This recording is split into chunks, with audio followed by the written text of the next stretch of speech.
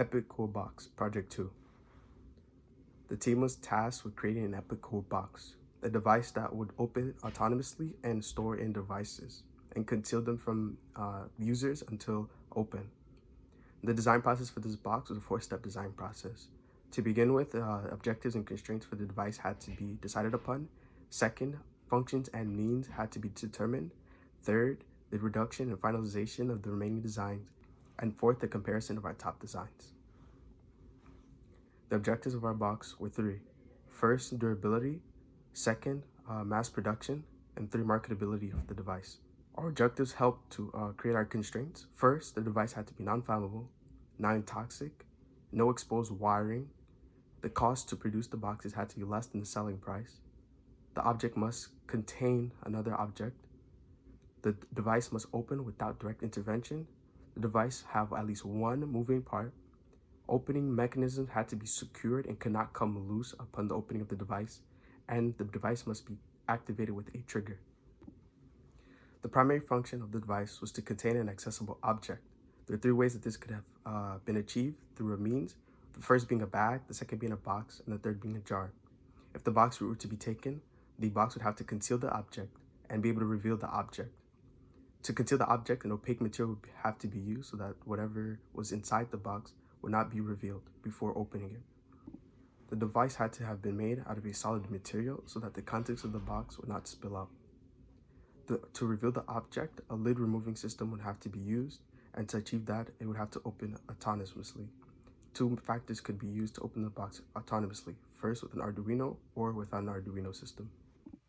With the Arduino method, Arduino would be used to open the box through the use of motors, detect the presence with 4 possible sensors, and it would be powered through a computer and battery.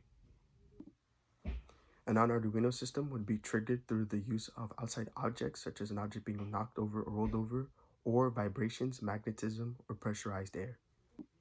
The box would then be opened through the use of a spring, a rubber band, combustion, a pulley system, a gear train, or a lever. After establishing all the possible functions and their respective means for creating this Epic Cool Box, the next step in the design process is the creation of a morphological chart, or a morph chart for short. The morph chart is a necessary step for designing the box because it allows us an easier way to lay out and plot different design concepts for the box.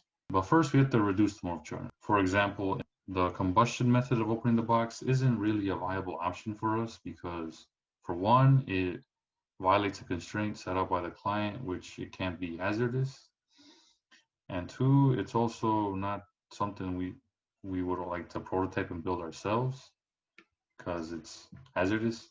So we have to reduce the morph chart and take out all the infeasible and unsuitable methods in the morph chart. This specific reduced morph chart is capable of producing a little over 60 different design concepts for the Epic Cool Box. And using this reduced morph chart, we were able to produce 20 different design concepts for the Epic Cool Box. From the non-Arduino Rube Goldberg method with the use of various different opening mechanisms like the rubber band, a pulley, or even a lever to open the box, with the in-between steps of the classic Rube Goldberg machines like dominoes, rolling balls, swinging stuff, all those kind of things, to the electronic Arduino method with the use of different sensors and motors, such as the motion detecting ultrasonic sensor, the light sensing photoresistor, and either the DC or the servo motor. And as you can see in our list of 20 concepts, you'll notice that the bottom half of the concepts, from 10 to 20, are the non-Arduino methods because although not specified by the client, they also preferred that we use or incorporate an Arduino in the final product. So we decided to have our top 10 incorporate Arduino. But out of these top 10, which is necessarily the best for us? So for that, we have to compare each design concept with each other And to a method of comparing them, we have to look back at our objectives to see which box is necessarily the best. So we have to look back at our original objectives. Not all objectives have equal weight, so to determine the most effective designs, the objectives must also be scaled to their importance. The ones chosen at top priority are portability, durability, and ease of use. How portable the box is can be very important. If the user wishes to change the location the box is in, it should be simple to do. Having something lightweight, that's small, and can still work on the go means customers do not need to fear committing to a certain location, and having the convenience of transportation if they would like. Next, if the design is durable, this means it could last a very long time. Minor bumps and accidents should not compromise the integrity of the box. If it's durable, this would make the design more reliable and keep whatever is stored inside safe. Additionally, making a product intuitive and easy to use can allow multiple people to enjoy it. By appealing to a broader audience, more people would want to own the box, which increases potential sales. After narrowing down all the possible designs to the top 3 using those selected objectives, it is now time to compare them to one another. An easy way to do this is through a comparison chart, and more specifically, a numerical evaluation matrix. Along the top row are the number and defining features of the designs. Then, along the leftmost column are going to be the criteria with either a constraint or objectives label. Looking through the table, none of the designs violate any constraints, so they are left blank and can be evaluated using the objectives. This will be done with a score of 1 through 5, 1 being the lowest and 5 being the highest. Concerning portability, all designs receive points due to being small and lightweight. However, design 1 and 3 must be plugged into an additional power source to function, such as a wall or a computer. Design 2 only needs a small battery, which would be a part of the box, meaning it can work anywhere that it is moved to. When describing how easy each design is to use, design 1 received the highest score, since it simply detects motion. Waving an object or a hand over the sensor is the only input needed. This works similarly with design 2 and 3 using the photoresistor.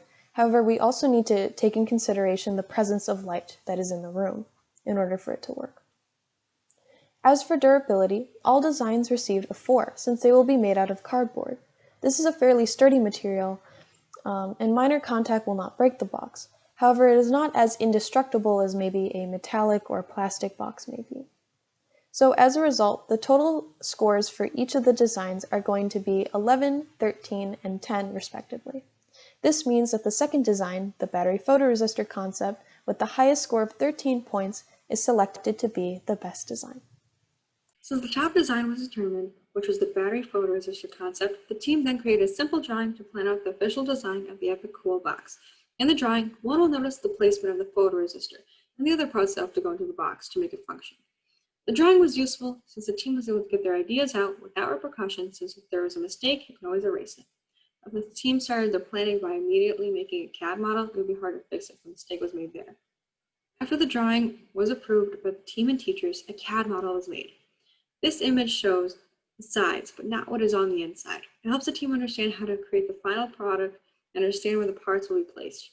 In this image, one can see the photoresistor on the front and towards the bottom. When creating the drawings, the team realized it would be much simpler to have the part at the side rather than the top. So the team created a CAD model to represent that idea. Since one would not know where the inside parts go from the previous image, the team provided a top view of the box. One can see the different parts in the left image. Those parts consist of a motor, battery, Arduino, and breadboard, and other parts as well.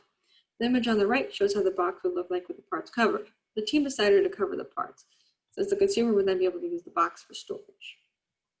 To conclude, all the different charts and design processes led the team to a final decision. The team began by listing all the objectives and constraints, and listing all the functions and means. The functions and means were then reduced, and the team was able to decide on top concepts. After the concepts were chosen, the team compared them and gave them a score. Since the concept with the highest score would be the best design, the battery photoresistor concept won with its 13 points. If the team decides later on that the design isn't ideal, there would be a few other options, since the other top concept scores weren't too far behind.